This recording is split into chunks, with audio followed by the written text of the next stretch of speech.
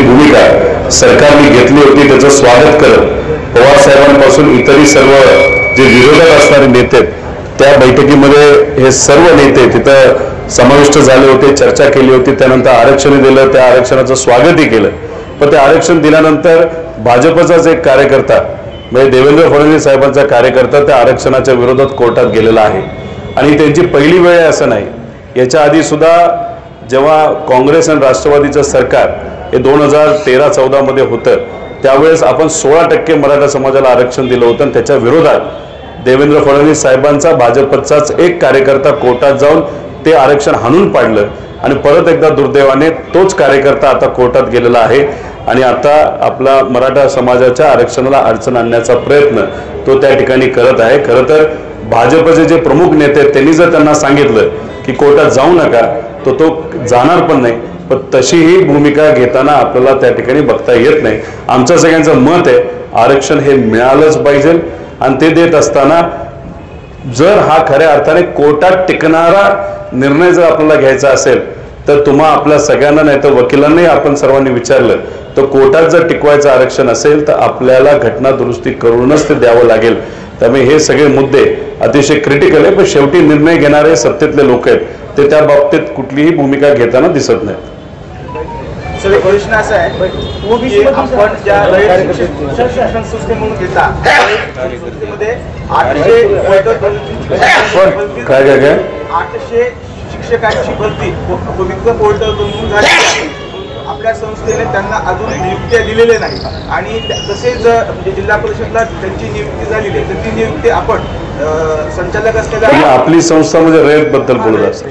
रयतचा विषय एवढाच झालाय जो मला कळलेला आहे की पूर्वी काही तिथं लोक तात्पुरत्या बेसिसवर तिथं काम करत होते आणि तिथं समायोजन व्हावं याचे अनेक लोक प्रयत्न करत होते. काही लोक कोर्टात गेले होते, काही लोक गेले नव्हते. जे कोर्टात गेले होते त्यांना न्याय तिथं मिळालं आणि मग दुसऱ्यांची चर्चा करत असतानाच तिथं आता पवित्र पोर्टलच्या माध्यमातून भरती ही राज्य सरकारकडनं तिथं सुरू झाली आणि मग त्याच्यामध्ये जे काही 800-900 नवीन मुलं मुली आहेत ज्यांची भरती हे पवित्र पोर्टलच्या माध्यमातून झाली.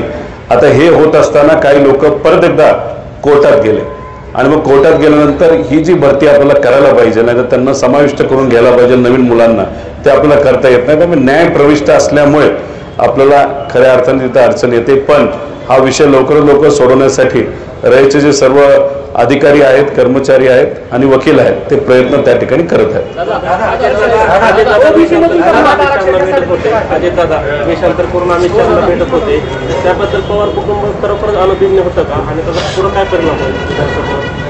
आता शेवटी जे झालं तर दादांनी त्या ठिकाणी निर्णय घेतला.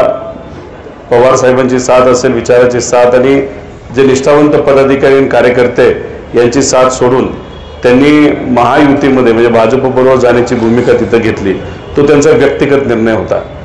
आता ते मास्क घालत होते, टोपी घालत होते, कोणाला भेटत होते हे आम्हाला तरी त्या ठिकाणी सांगता येणार नाही. पण ते स्वतः तिथं बोलले म्हणून आपल्याला कुठेतरी कळालं. आता दुसऱ्या बाजूला फडणवीस साहेब हुडी घालायचे आणि इथं दादा टोपी घालायचे. आता हे जे महायुतीचं सरकार आहे ते ज्या पद्धतीने वागत आहे तेच सामान्य लोकांना टोपी घालण्याचा प्रयत्न करत होतं. पण लोकशाहीच्या माध्यमातून या लोकसभेमध्ये लोकांनीच त्यांना टोपी घातलेली आपण सर्वांनी बघितली आणि येणाऱ्या विधानसभेमध्ये सुद्धा जे काही सामान्य लोकांचे खऱ्या अर्थाने प्रश्न आहेत ते बाजूला ठेवून हे सरकार तिथं काम करत आहे. त्यामुळे विधानसभेमध्ये सुद्धा महायुतीच्या सर्व जे कुठले आमदार असतील त्यांना लोकशाहीच्या माध्यमातून टोपी घालतील. आणि ही जी लाडली बहीण योजना आहे, इतरही ज्या योजना आणलेल्या आहेत त्याचं स्वागत आम्ही तर केलंच आहे. पण आमचं एकच मत आहे की त्याची व्याप्ती वाढवली पाहिजे आणि त्याच्याचबरोबर हे जे काय केलं जात आहे हे फक्त इलेक्शन डोळ्यासमोर ठेवून केलं जात आहे.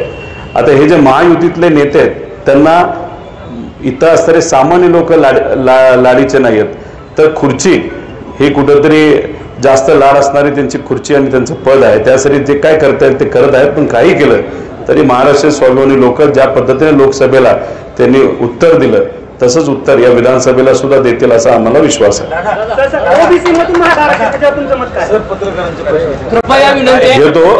पत्रकार संपले तुमच्याशी. अजित दादांनी आज एक पोस्ट वरून अँड एक्स हँडलवर पोस्ट केली आहे, माझी लाडकी बहीण आणि मग याच्या धोरणावरती त्यांनी पाऊल मागवलं. तर तुम्ही एवढंच बघा, त्यांनी सीएम लाडकी बहीण योजना लिहिलंय का माझी लाडकी बहीण योजना, हे बघावं लागेल. कारण का दादांच्या भाषणामध्ये माझी लाडकी बहीण योजना येतं, मुख्यमंत्र्यांच्या भाषणामध्ये मुख्यमंत्री लाडकी बहीण योजना येतं, आणि देवेंद्र फडणवीस साहेब शब्द सुद्धा काढत नाहीत. त्यामुळे या तिन्ही नेत्यांची भूमिका बघितली तर कदाचित त्यांच्यामध्येच कुठेतरी वाद आहे असं आपलं त्या ठिकाणी कुठेतरी दिसतंय. शेवटी एखादी योजना गरिबांसाठी जेव्हा आपण आणतो, सामान्य लोकांसाठी असतो, त्याची प्रसिद्धी किती करावी हे सुद्धा समजून घेतलं पाहिजे. असेल तर अधिकाऱ्यांच्या माध्यमातून लोकांना विश्वासात घेऊन जे सॉफ्टवेअर बंद पडते, जे ॲप बंद पडते, त्या गोष्टी न होता सुरळीत सहजपणे सामान्य लोकांना मदत कशी मिळेल ते बघा. पण हे जे महायुतीतले नेते ते गरिबांच्या जीवनावर म्हणजे 1500 रुपये का द्यावे लागतात, कारण का सामान्य लोकांना अडचणी आहेत. ही परिस्थिती आली का तर हे सरकार जे आहे, नाही तर गेल्या 2014 पासून जो विकास खऱ्या अर्थाने या महाराष्ट्राचा व्हायला पाहिजे तो होत नसल्यामुळे, युवांना नोकऱ्या मिळत नसल्यामुळे अशा योजना त्यांना आणाव्या लागतात, आणि त्यात सुद्धा त्यांना जाहिरात करायची इलेक्शन डोळ्यासमोर ठेवून. त्यामुळे दादांनी कुठला पोल मागितला हे माहीत नाही, पण त्याच्यात माझी लिहिलंय, माझी बहीण लिहिलंय का सीएम लाडकी बहीण योजना हे आपल्याला बघावं लागेल. तुम्ही इथल्या इन्कमिंग बद्दल बोललात, असलेल्या पदाधिकाऱ्यांमध्ये सुसंवाद दिसत नाही. बघा, कुठेही कुठल्याही जिल्ह्यामध्ये तालुक्यामध्ये सुसंवाद हा 100% असतो असं नाही. एखाद्याला पद मिळालं तर काही जे इच्छुक असतात ते थोडेसे नाराज होतात. जसं आमदारकी खासदारकीला सुद्धा बरेच काही इच्छुक असतात, सगळ्यांनाच संधी देता येत नाही, आणि त्याच्यामध्ये काही नाराजगी होत असते. ती नाराजगी विधानसभेपर्यंत आपल्याला कशी काढता येईल याचा प्रयत्न नक्कीच आपण करू. कार्यकर्त्यांचं बोलत नाही, पदाधिकारीच बोलतो. नाही, त्यांच्या वहिनी आजारी आहेत, त्याला घेऊन हॉस्पिटलमध्ये तो आहे. मला आत्ताच फोन आला. मी तुम्हाला एकच सांगतो की पार्टी चालवत असताना काही थोडे मतभेद असतात, पण किती मतभेद असले तरी ही जी लढाई आहे इलेक्शनच्या तोंडावर तुम्हाला सगळ्यांना सगळे एकत्र दिसतील. महाविकास आघाडीमध्ये सुद्धा लातूर भागातून जे खासदार निवडून आले, ज्या ताकदीने काँग्रेसचे पदाधिकारी कार्यकर्ते तिथं काम करत होते, तेवढ्याच ताकदीने इथं राष्ट्रवादीचे शरदचंद्र पवार साहेबांचे सुद्धा कार्यकर्ते पदाधिकारी काम करत होते. तुम्ही जर इथं बघितलं, खास करून लातूर भागामध्ये इथं पूर्वीपासून काही प्रमाणात सुप्त संघर्ष हा राष्ट्रवादी आणि काँग्रेसच्या मध्ये आहे. पण जेव्हा विचाराची लढाई येते, संविधानाची लढाई येते, लोकांची लढाई होती, तेव्हा सगळे मतभेद मिळून विसरून आम्ही एकत्रित येतो. तसंच आमच्या पक्षामध्ये सुद्धा जर असतील तर ते या विधानसभेच्या आधी संपलेले असतील, आणि प्रचारामध्ये ते सुद्धा सक्रिय झालेले आपल्या सगळ्यांना बघायला मिळतं. मराठा समाजाला अजितदादा नाव बदलून गेले, त्यांची बोर्डिंग पास जप्त करा असं संजय राऊत म्हणतात. ताईंनी सुद्धा, सुप्रियाताईंनी सुद्धा मान्य केली आहे की यावर सरकारनं गंभीर दखल घेऊन चौकशी करावी. ते खरं तर बोर्डिंग पासवरचं नाव बदलता येत नाही, कारण का त्याला खूप मोठे क्रॉस चेक असतात, आणि जर तुम्ही संविधानाने जो आपल्याला अधिकार दिलाय, आपण तर असंच वाटलं म्हणून नाव बदलता येत नाही ना.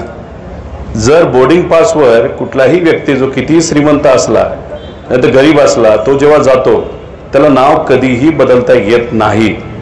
आता अजितदादांचं नाव हे बदललं गेलं होतं का, आणि ते जर खरं असेल तर मग हे संविधानाच्या विरोधात आहे, आणि कुठेतरी जे अधिकार या महाराष्ट्रातल्या, या देशातल्या सर्व नागरिकांचा आहे, तो अधिकार डावलून एका VIP व्यक्तीसाठी जर बोर्डिंग पास बदलला गेला असेल, नाव बदललं गेलं असेल, तर हे खरंच फार घातक आहे. जर एका व्यक्तीबद्दल हे होत असेल तर उद्या जाऊन असा कुठलाही व्यक्ती विमानात जाऊ शकतो, आणि त्या विमानात गेल्यानंतर तो काही करू शकतो, असं येऊ शकतं. ठीक आहे, दादा आज होते, उद्या जाऊन एखादा चुकीचा व्यक्ती गेला आणि त्यांनी जर तिथं काही गडबड केली आणि त्याच्यामध्ये 300-350 लोक जर त्यांचा जीव धोक्यात गेला, नाहीतर ते विमान जर दुसरीकडे जाऊन त्या विमानाचं जर काय करून कुठंतरी ते आदळलं गेलं, तर हे सगळ्या गोष्टी अतिशय धोकेदायक आहे. त्यामुळे नक्कीच याच्यामध्ये शहानिशा झाली पाहिजे की त्यांनी फक्त मास्क घातला होता आणि टोपी घातली होती, हे खरं आहे का बोर्डिंग पास पण बदलला होता, आणि बोर्डिंग पासवरचं नाव बदललं असेल तर हा खूप मोठा गुन्हा आहे. सावरकरांचा मुद्दा विधानसभेच्या अगोदर पुन्हा आणू शकतो असं दिसतंय. उद्धव ठाकरे आणि राहुल गांधी करण्यासाठी आता मला माहित नाही त्यांनी तो मुद्दा आणला पाहिजे का आणतील. भाजप काही करू शकतील हे मला माहिती आहे, पण मला हेही माहिती आणि मला सोडा महाराष्ट्राच्या तमाम जनतेला माहिती छत्रपती शिवाजी महाराजांचा जेव्हा अवमान झाला तेव्हा भाजप शांत बसले, भाजपचे नेते शांत बसले. डॉक्टर बाबासाहेब आंबेडकरांचा अवमान झाला तेव्हा भाजपचे नेते शांत बसले. तुकोबारायांचा अवमान झाला तेव्हा भाजपचे नेते तिथे शांत बसले. महात्मा फुलेंचा अवमान झाला तेव्हा तिथं भाजपचे नेते तिथं शांत बसले. त्याच्याचबरोबर कर्मवीर भाऊराव अण्णा ज्यांनी रयत शिक्षण संस्था चालली त्यांचा अवमान झाला तेव्हा भाजपचे नेते हे शांत बसले. आणि मग सावरकरांचा जेव्हा विषय येतो तेव्हाच तुम्ही आक्रमक होता. मग तुम्हाला फक्त सावरकरच पाहिजे आणि बाकीचे नको हे असेल तर भाजपने स्पष्टपणे सामान्य लोकांना ते सांगावं आणि तेवढं जर धाडस असेल तर बघूया भाजपचं काय होतंय. मराठा आरक्षण ओबीसी मधून द्यावं अशी जरांगे पाटलांची भूमिका आहे. आपल्या पक्षाची स्पष्ट भूमिका काय आहे? मी एवढंच म्हणेल की या बाबतीत राज्य सरकारने एक अभ्यास केलाय, त्याच्याबद्दल त्यांनी सर्वे सुद्धा केलेला आहे. त्या अनुषंगानेच अनेक लोकांना हे ओबीसी सर्टिफिकेट देण्याचा तिथं प्रयत्न झाला, फक्त त्याची व्हॅलिडिटी तिथं झाली नाही. त्यामुळे आमचं एकच मत आहे की तो जो सर्वे तो आमच्यातले काही लोक मागत आहेत, आम्हाला तो समजून घ्यायचा आहे की एक्झॅक्टली कसं काय आणि काय काय, तो फक्त आपल्याला समजून घेऊन त्याच्या बाबतीत काय आपल्याला करता येईल का हे नक्कीच त्याच्यामध्ये बघितलं गेलं पाहिजे. आमचा जर तुम्ही बघितला धनगर समाजाला आरक्षण द्यावं आणि दिलं पाहिजे यासाठी सकारात्मक भूमिका आजपर्यंत राहिलेली आहे. दिल्लीमध्ये सुद्धा पार्लमेंटमध्ये सुप्रियाताईंनी हा मुद्दा अनेक वेळा मांडलेला आहे. त्याच्याचबरोबर राज्यात सुद्धा हा मुद्दा आम्ही सर्वांनी मांडलेला आहे. त्याच्याचबरोबर आदरणीय पवार साहेबांनीच पुढाकार घेऊन VJNT-मध्ये धनगर समाजाला तिथं आणण्याचा प्रयत्न केला, यश पण मिळालं. पण जो काही आता नवीन आरक्षणाची मागणी आहे त्याला नक्कीच आमचा सगळ्यांचा पाठिंबा आहे.